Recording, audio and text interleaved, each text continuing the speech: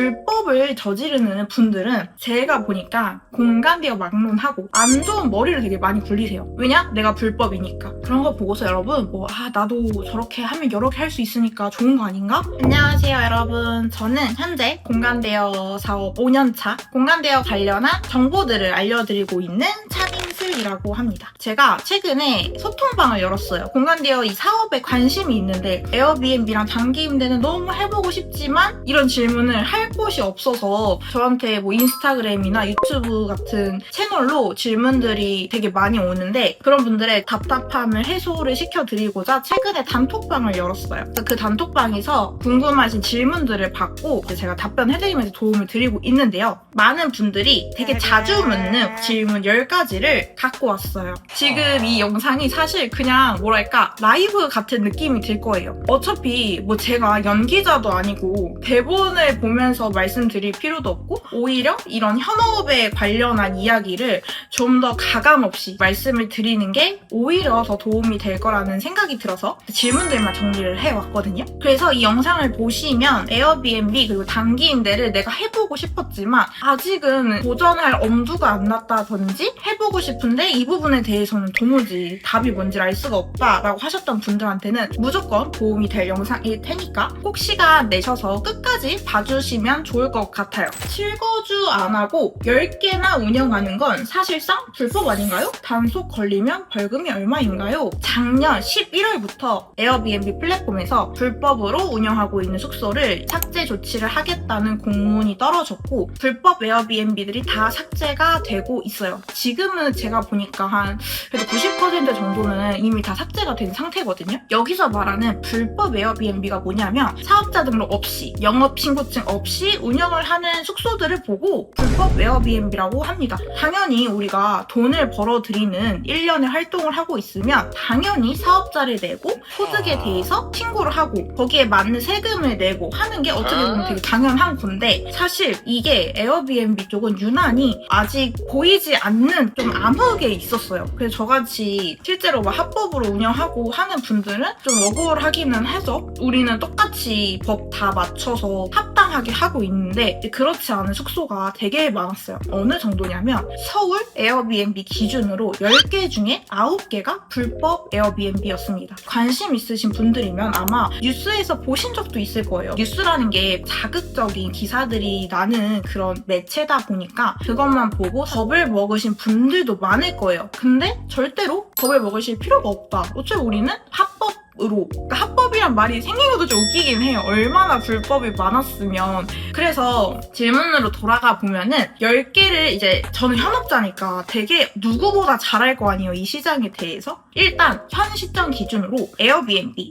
외국인 도시 민박업을 운영을 하려면 전입신고가 필수입니다. 내 개인적인 한 채의 에어비앤비만 운영할 수 있는 게 사실입니다. 그러다 보니까 한 명이 외도민, 외국인 도시 민박업 숙소를 10개 이상 운영하는 거는 사실 어렵겠죠? 근데 한 명의 호스트가 여러 개를 운영한다 했을 시에는 그거 하나만을 보고 불법이라고 하기는 어렵습니다. 그 이유에 대해서 설명을 드릴게요. 일단 3가지 정도가 있을 것 같아요. 처음에 말씀드렸듯이 개인의 명의로 내가 에어비앤비, 즉 외국인 도시 민박업, 외도민 숙소를 운영하는 거는 한 명의에 당연히 하나밖에 안 됩니다. 근데 여러분이 여기서 짚고 넘어가셔야 될 게 에어비앤비는 여러분 플랫폼 이름이에요. 근데 이 플랫폼 자체가 너무 유명하고 유저 수도 많고 많이들 사용하다 보니까 그냥 이 이름을 우리가 차용을 해서 이 사업 이름 자체를 그냥 에어비앤비라고 말을 하는 것 뿐입니다. 정식 명칭은 외국인 도시 민박업이에요.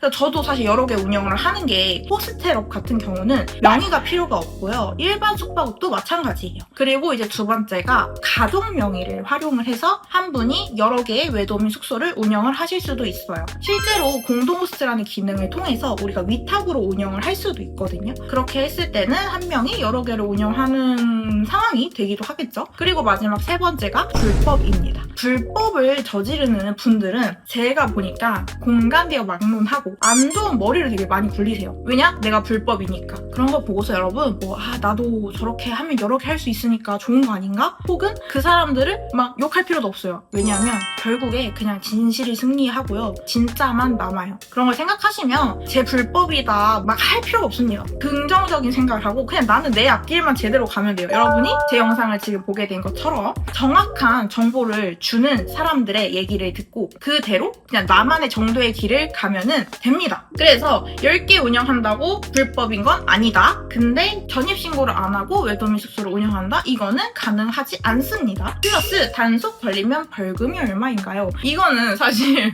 당연히 궁금할 수는 있는데 이 사업뿐만 아니라 모든 불법적으로 생기는 일에 대한 벌금은요 공간대여도 마찬가지입니다. 그래서 어떤 식으로 어떻게 운영했고 얼마큼의 돈을 벌어들였고 그런 게 다 누적이 되고 그게 다 참고가 되거든요. 그래서 이거를 뭐 벌금을 사실 제가 말씀드릴 수는 없고요. 당연히 불법을 저지르면 단속 들어가고 당연히 벌금 내고 벌금보다 더 심한 일을 본인이 받아들여야겠죠. 그리고 두 번째, 외국인들 소음이랑 쓰레기 때문에 옆집에서 신고 들어오면 사업 접어야 하는 거 아닌가요? 질문들이 굉장히 뭐랄까 되게 구체적이야. 좀만 더 짚어 설명을 드리면 외국인뿐만 아니라 그냥 한국인도 민원 신고에 들어가는 항목입니다.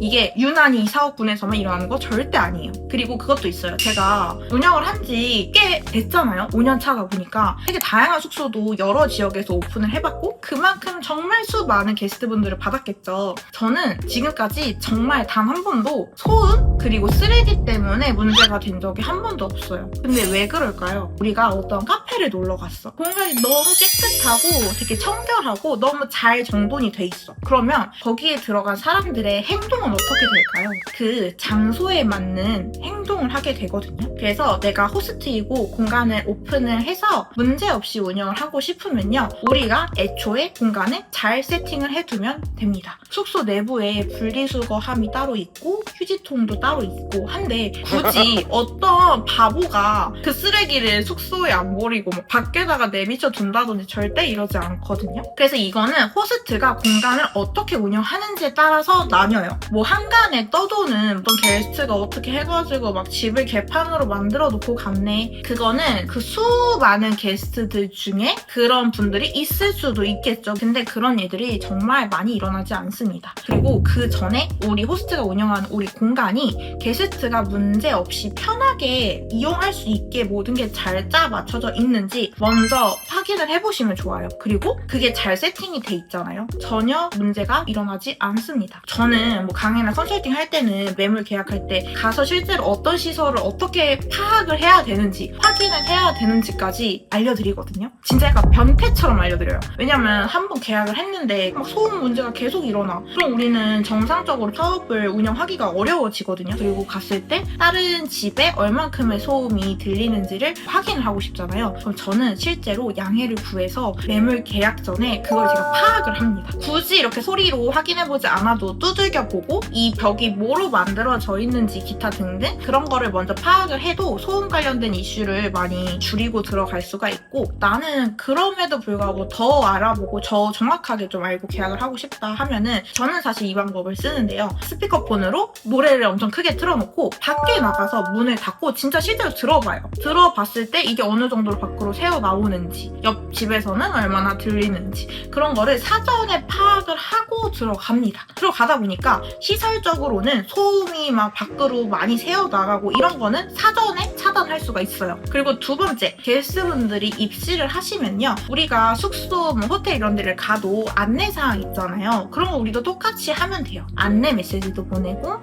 벽에도 붙여놓고 하면은 이런 문제들은 전혀 일어나지 않습니다. 내가 공간을 어떻게 운영하는지에 따라서 게스트분들의 행동도 바뀐다. 그래서 사업 접어야 하지 않아요. 처음부터 문제가 될 거를 싹 잡고 그거에 맞춰서 우리가 잘 세팅을 해서 운영을 하면은 됩니다.